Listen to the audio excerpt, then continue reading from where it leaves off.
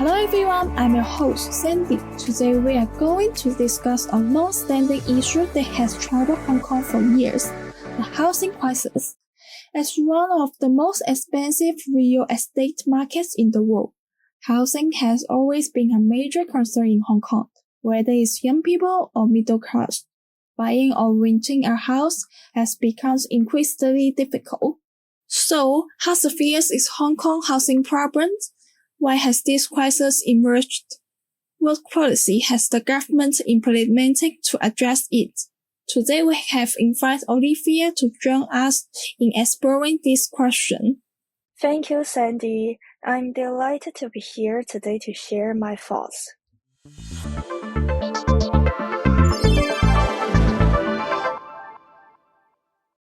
Welcome back. First, let's look at the current state of Hong Kong's housing problem.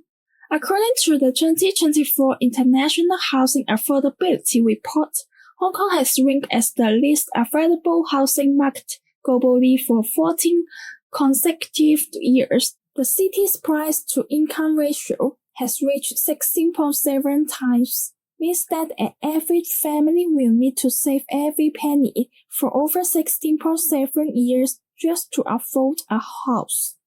Not only that, but rental prices remain extremely high, with many residents forced to spend 14% or more of their income on rent. Yes, the statistics which Sandy has mentioned truly reflect the severity of Hong Kong's housing problem. What's even more concerning is the poor living conditions in the city. Currently, over 20,000 people live in subdivided flats, which are small, don't have enough facility, and even pose safety risks. For many low-income families, these tiny units are their only housing option. So, why has Hong Kong's housing crisis become so severe? What are the underlying causes? And we will talk more about that later.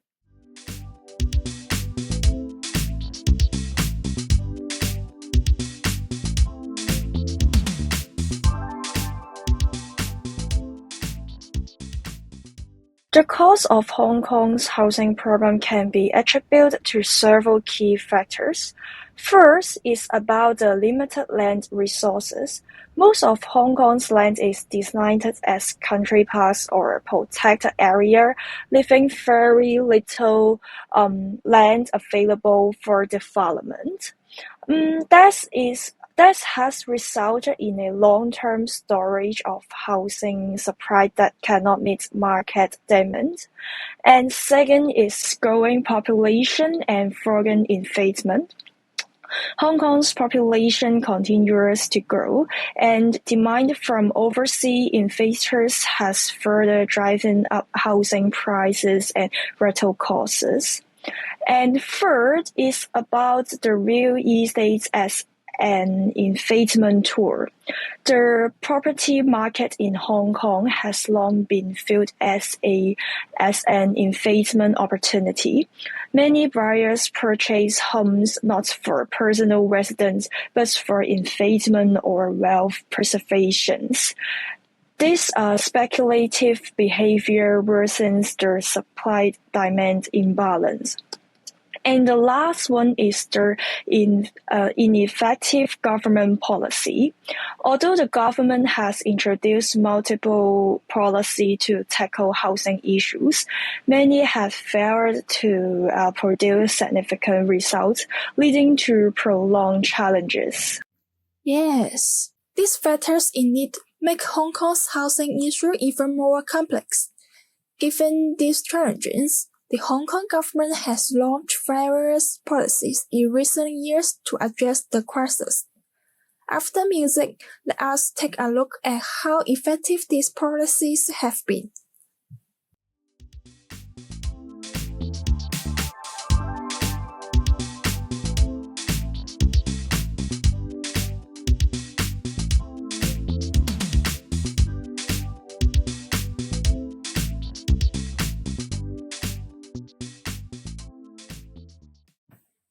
When we talk about effectiveness of government policies, over the past few years, the Hong Kong government has implemented several policies aimed at alleviating the housing crisis. Also, the government has planned to increase land supply through reclamations projects and develop the new territories.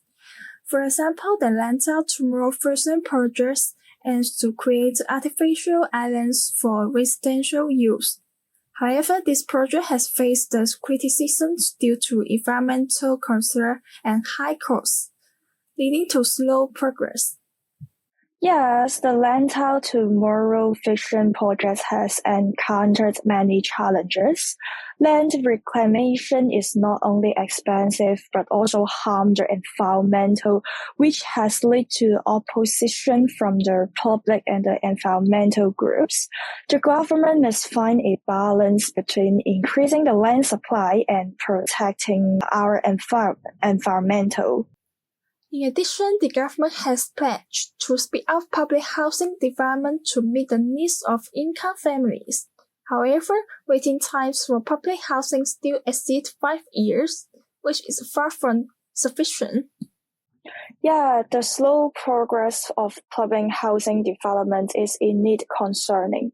Although the government has increased investment, land storage, and raising construction costs have hindered progress, I believe the government should adopt innovative construction technologies to accelerate housing development.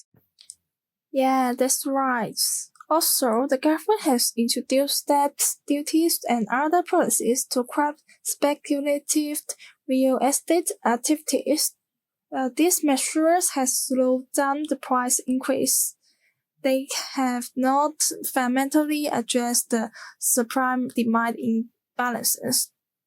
That's right. While these measures may work in the short term, long-term solutions must focus on increasing housing supply to truly resolve the problem. Yeah, and other highlights of the government has launched transitional housing programs to provide temporary housing for families waiting for public housing. But this initiative has helped some families. Its scale is too limited to solve the crisis. I think transitional housing is a step in the right direction, but as Sandy mentioned, it is not enough. The government should expand this program and ensure that the quality and the safety of these temporary homes are maintained.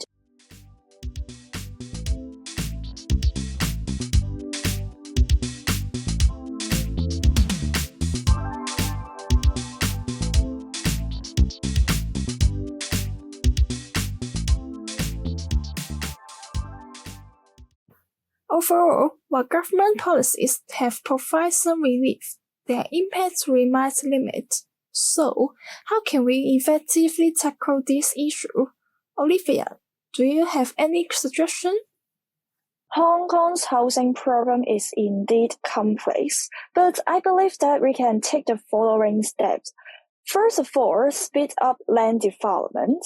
That means the government should accelerate the development of new territories land and consider rezoning certain areas of country parks to increase residential land supply. For the second step, we should maybe going to the public-private collaboration. The government should partner with private developers to create more affordable housing projects. And by offering land and tax incentive, private developers could be encouraged to build lower-cost housing. And for step 3, stronger market regulation. Existing property market control measures should be strengthened, especially restriction on foreign infiltrators.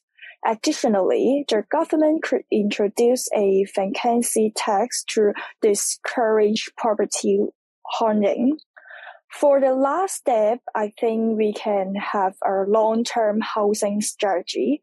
The government must develop a comprehensive housing plan that ensures housing supply meets demands over the next 10 to 20 years.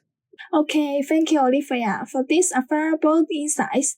This suggestion certainly provides new perspectives on solving Hong Kong's housing crisis. Hong Kong's housing crisis is a multi-factors issue involving land supply, market demand, and policy execution. While the government has taken some steps, more effort and innovation are needed to truly resolve this problem. That's right. Moving forward, we hope the government can accelerate land development, improve public housing efficiency, and introduce more innovative policy. At the same time, social as a whole should work together and help find solutions to this issue. That's all for today's program. Thank you for tuning in, and we will see you next time. See you next time. Bye bye.